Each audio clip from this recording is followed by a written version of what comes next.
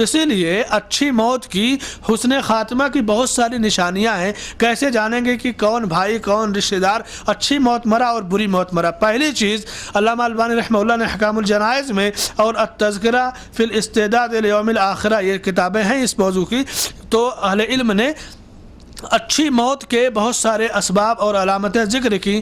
پہلی علامت کہ موت کے وقت اگر کوئی کلمہ شہادت پڑھے، لا الہ الا اللہ محمد رسول اللہ، یا اشہد ان لا الہ الا اللہ وحدہ لا شریک لہ واشہد ان محمدا عبدہ ورسولہ، تو یہ اچھی موت ہوگی۔ کلمہ پڑھتے ہوئے مرا وہ اچھی موت ہے۔ اسی طرح موت کے وقت پیشانی پر پسینہ آنا، یہ بھی حسن خاتمہ کی علامت ہے، اچھی موت کی علامت ہے۔ اور موت اگر کسی کی جمعہ کے دن یا جمعہ کی رات ہوتی ہے، یہ بھی اچھی موت کی علامت ہے۔ دشمن سے جنگ کرتے ہوئے میدان جنگ میں اگر کسی کی موت ہو تو یہ بھی اچھی موت ہے، یعنی جہاد میں اللہ کی راہ میں شہادت نصیب ہو، یہ تو بہت بہترین موت ہے۔ اسی طرح طاعون کی بیماری میں مرنے والا، یہ اچھی موت ہے، بلکہ یہ شہادت کی موت ہے۔ اور پیٹ کی بیماری میں مرنا، کوئی پیٹ کی بیماری میں، چاہے پیٹ کا پھوڑا ہو، پیٹ کا کینسر ہو، یا پیٹ کی کوئی بھی بیماری ہو، اس میں مرنے والے کے بارے میں یہی کہا جائے گا کہ اسے اچھی موت نصیب ہوئی۔ یا کوئی ڈوب کر مرا، اس کو بھی اہل علم نے اچھی موت قرار دیا۔ یا کسی چیز سے دب کر مر گیا تو اسے بھی اچھی موت قرار دیا جائے گا۔ یا عورت حالت زچگی میں بچے کی پیدائش میں مرتی ہے تو اسے بھی حسن خاتمہ نصیب ہوتا ہے۔ یا پھیپھڑے کی بیماری میں مرنا، جان کی حفاظت یا مال کی حفاظت یا عزت و آبرو کی حفاظت میں مرنا، یہ حسن خاتمہ اور اچھی موت کہلاتا ہے۔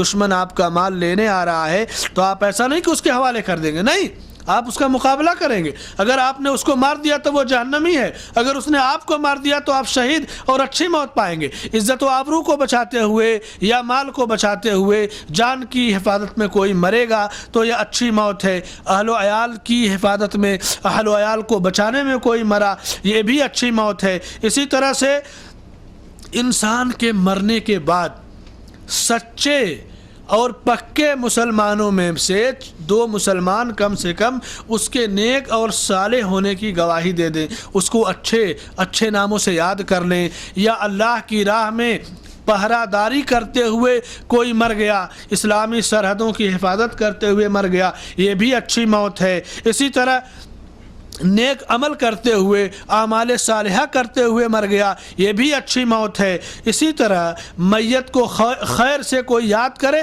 تو سمجھ لیجئے کہ وہ اچھا آدمی ہے جس کو لوگ اچھی طرح سے یاد کرتے ہیں۔ اس لیے میرے بھائیوں، موت ایک ایسی حقیقت ہے، ایک ایسی سچائی ہے، ایک ایسا گھونٹ ہے کہ جسے ہر ایک کو پینا ہے۔ اور اگر کوئی انسان دنیا میں موت سے بچ سکتا تو وہ اللہ کے رسول صلی اللہ علیہ وسلم کی ذات تھی۔ 1,24,000 انبیاء آئے، شہداء، صدیقین، صحابہ کرام، کوئی دنیا میں نہیں ہے۔ اللہ نے فرمایا کہ انک میت و انہم میتون، اے نبی آپ کو بھی مرنا ہے، سارے لوگوں کو مرنا ہے۔ وما محمد الا رسول قد خلت من قبلہ الرسل افئن مات او قتل انقلبتم على اعقابکم ومن ينقلب على عقبيه فلن يضر الله شيئا وسيجزي الله الشاكرين۔ محمد صلی اللہ علیہ وسلم تو اللہ کے رسول ہیں۔ اگر آپ مر جائیں، دنیا سے چلے جائیں، تو کیا تم دین سے پھر جاؤ گے؟ اگر کسی نے ایسا کیا تو وہ سخت نقصان اٹھائے گا۔ یہی آیت دلیل ہے، اور نبی کی موت دلیل ہے کہ نبی دنیا میں نہیں ہے۔ کتنے ایسے نادان ہیں، کتنے ایسے خرافاتی مسلمان ہیں جو کہتے ہیں کہ نبی تو زندہ ہیں، نبی تو موجود ہیں، اور نبی کو پکارا جائے گا، نبی سے مدد طلب کی جائے گی۔ یہ جہالت ہے۔ اللہ کا قرآن کہہ رہا ہے، اللہ کا فرمان کہہ رہا ہے کہ انک میت و انہم میتون، اے نبی آپ کو بھی مرنا ہے، سب کو دنیا سے جانا ہے۔ ابو بکر صدیق رضی اللہ عنہ کا خطبہ جو ہے کہ اما بعد فمن کان یعبد اللہ فإن اللہ حی لا یموت ومن کان یعبد محمدا فإن محمدا قد مات، جو تم میں سے اللہ کی عبادت کرتا تھا تو وہ جان لے کہ اللہ زندہ رہنے والا ہے، اللہ کو کبھی نہیں موت آئے گی، اور تم میں سے جو محمد صلی اللہ علیہ وسلم کی عبادت کرتا تھا وہ جان لے کہ محمد صلی اللہ علیہ وسلم دنیا سے چلے گئے، آپ کا انتقال ہو گیا۔ اس لیے اس کے باوجود آج نبی کو زندہ کہتے ہیں۔ ایسا کیوں ہے؟ وہ اس لیے کہ زندگی تین ہے، ایک دنیا کی زندگی جو پیدائش سے لے کر کے قبر تک، موت تک، یعنی پیدا ہونے سے لے کے موت تک یہ دنیا کی زندگی ہے، اور موت سے لے کر کے قیامت قائم ہونے تک یہ برزخ کی زندگی ہے، اور قیامت قائم ہونے کے بعد کی جو زندگی ہے یہ ہمیشہ ہمیشہ کی زندگی، آخرت کی زندگی۔ تین زندگی ہے، دنیا کی، برزخ کی، آخرت کی۔ تو ہماری جو دنیا کی زندگی ہے تو ہم سمجھ رہے ہیں ایک برزخ کی زندگی ہے جس میں نبی صلی اللہ علیہ وسلم ہے، جس میں ہمارے سارے مردے ہیں، شہداء ہیں۔ شہداء کے بارے میں کہا گیا نا کہ وَلَا تَقُولُوا لِمَنْ يُقْتَلُ فِي سَبِيلِ اللَّهِ أَمْوَاتٌ، وہ لوگ جو اللہ کی راہ میں قتل کیے گئے انہیں مردہ نہ کہو بلکہ وہ زندہ ہیں، لیکن تم ان کا شعور نہیں رکھتے۔ تو وہ برزخ کی زندگی ہے، اور تینوں زندگیوں کا ایک دوسرے سے کوئی رابطہ یا کوئی تسلسل نہیں ہے۔ دنیا والے دنیا والوں سے جڑے ہوئے ہیں، برزخ والوں کا دنیا سے کوئی تعلق نہیں، اور آخرت کی زندگی الگ ہے، دنیا، برزخ، آخرت۔ اب لوگوں نے کیا کیا کہ نبی کی برزخ کی زندگی کو آخرت دنیا کی زندگی سمجھ لیا۔ حالانکہ سوچنا چاہیے کہ حدیثوں میں وضاحت ہے کہ آپ کی موت ہوئی، آپ کو دفن کیا گیا، جنازہ پڑھا گیا، آپ کے بعد خلافت ابو بکر رضی اللہ عنہ کے ہاتھ میں آئی، اس کے بعد ساری چیزیں آپ جانتے ہیں، پھر بھی نبی کو زندہ، یعنی نعوذ باللہ، کیا نبی کو زندہ دفن کیا گیا؟ کیا نبی کی زندگی میں ابو بکر رضی اللہ عنہ کو خلیفہ بنایا گیا؟ کیا نبی کو ایسے زندہ؟ آپ کو کہا کتنی بڑی جہالت ہے۔ موت کی سچائی سے جو لوگ واقف نہیں ہیں، موت کی حقیقت سے واقف نہیں ہیں، وہی اس قسم کی شرکیہ یا بدعیہ یا خرافاتی جو ہے عقائد ان کے پاس موجود ہیں۔ میرے بھائیوں، اپنی موت کو یاد کرو، اللہ کو یاد کرو، اللہ سے ملاقات کو پسند کرو، اور اللہ سے ملاقات کا سب سے بہترین ذریعہ یہی ہے کہ تم اعمال صالحہ کرو، اللہ سے ملنے کی تمنا اس انداز میں کہ اللہ نبیوں کے ساتھ، صدیقین کے ساتھ، شہداء کے ساتھ، انعام یافتہ لوگوں کے ساتھ میرا حشر فرما۔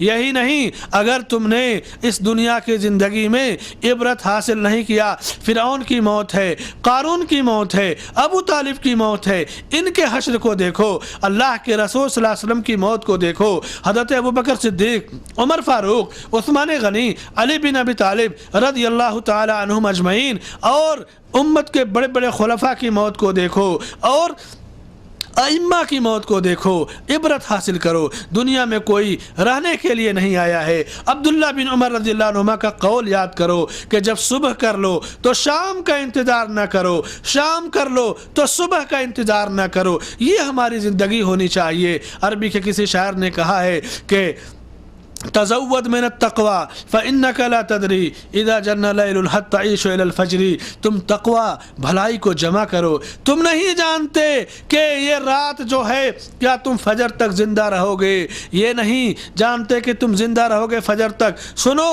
کتنے ایسے نوجوان ہیں جو ہٹے کٹے صحیح سالم اور صبح ہوئی شام کو دنیا سے چلے گئے، کتنے ایسے مریض ہیں جو سال سے بستر پر ہیں اور ابھی بھی بستر پر ہیں، کتنے لوگ ہیں جو کھیل رہے ہیں، کھلکھلا مسکرا رہے ہیں، دوسری طرف دنیا کے کسی کارخانے میں، کسی فیکٹری میں، کسی مشین پہ ان کا کفن بنا جا رہا ہے، کسی شو روم میں ان کا کفن لپیٹ کر رکھا ہوا ہے، ان کی موت ہوگی، ان کے گھر والے جائیں گے اور کہیں گے کفن پھاڑ کے دو، مردے کو دفنانا ہے۔ موت کو یاد کرو، موت ایک سچائی ہے، ایک حقیقت ہے جس سے کسی کو فرار نہیں، اور دنیا کی زندگی میں اصلاح کا ذریعہ ہے۔ میرے بھائیوں، اللہ رب العالمین سے ہم دعا کرتے ہیں انہی کلمات پہ اپنی گفتگو کو ختم کرتے ہوئے کہ اللہ تعالی دنیا کے حالات کے تناظر میں امت مسلمہ کو دین کی سوجھ بوجھ عطا فرمائے. دنیا میں مسلمانوں کی جو اموات ہو رہی ہیں، مسلمانوں کے ساتھ جو ظلم و بربریت کا ننگا ناچ ہو رہا ہے، اللہ تعالیٰ مسلمانوں کی مدد فرمائے اور دنیا کے مظلوم مسلمانوں کی مدد فرما.